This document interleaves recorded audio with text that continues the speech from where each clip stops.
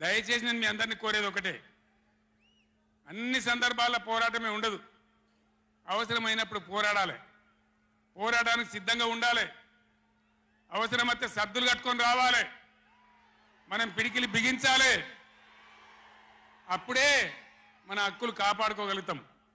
అటు కేంద్రాన్ని కానీ అధికారులను కానీ కృష్ణా ట్రిబ్యునల్ కానీ రాష్ట్ర ప్రభుత్వం కూడా భద్రప పనిచేయకుండా అప్రమత్తంగా ఉంచేటట్టు కానీ నడవాలంటే మనం ఎప్పటికప్పుడు జాగ్రత్తగా పులుల్లాగా కొట్లాడాలి. ఈ మాట చెప్పడానికి నేను ఇంత దూరం వచ్చిన, మిమ్మల్ని అందరినీ సమీకరించిన.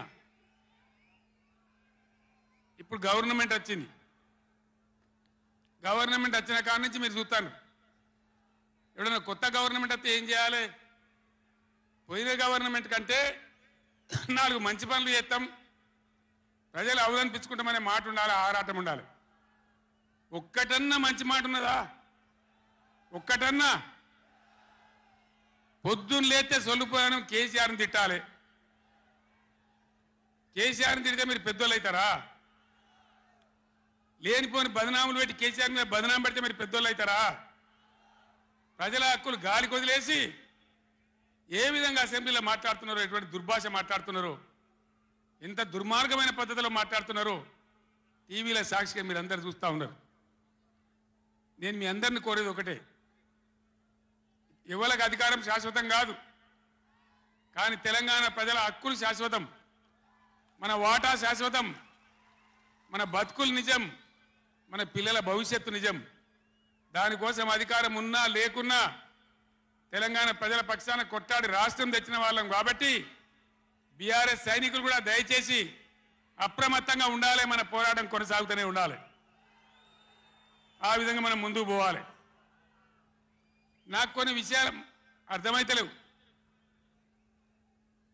ఈ మైకోనికి మళ్ళీ ఏం పుట్టిందా? ఏం చేయకమని వాడిని ఉన్నట్టు మన మేము కరెంటు తెచ్చినాం ఆ రోజు. అంతకుముందు రాత్రి కరెంటు, పొద్దా కరెంటు ఆగమాగం ఉండే.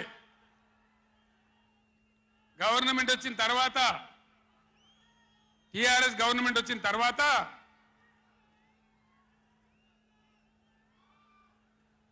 ఇంకేమైనా రోగమా బీమారే? అరే బాబు, ఉన్నదంటే ఉంచరా మైకు, ఏం మాట్లాడక, ఏం చేయకు, నువ్వేం చదవకు. దాన్ని కరెంటు తెచ్చినాం. ఒక 7-8 నెలల్లో కరెంటు బాగా చేసి ఏడాది అర్థం నుంచి 24 గంటల కరెంట్ ఇచ్చినాం రైతాంగానికి.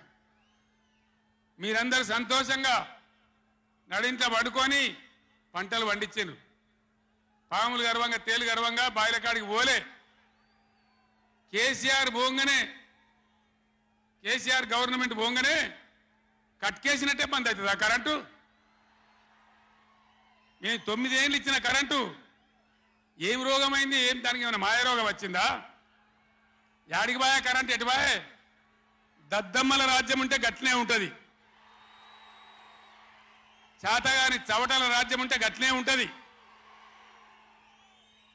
వాళ్ళు ఉన్నంత మాత్రాన మనం నర్వస్ కావద్దు. ఎక్కడికక్కడ నిలదీయాలి. ఏమైందిరా బిడ్డ నా కరెంట్ అని అడగాలి.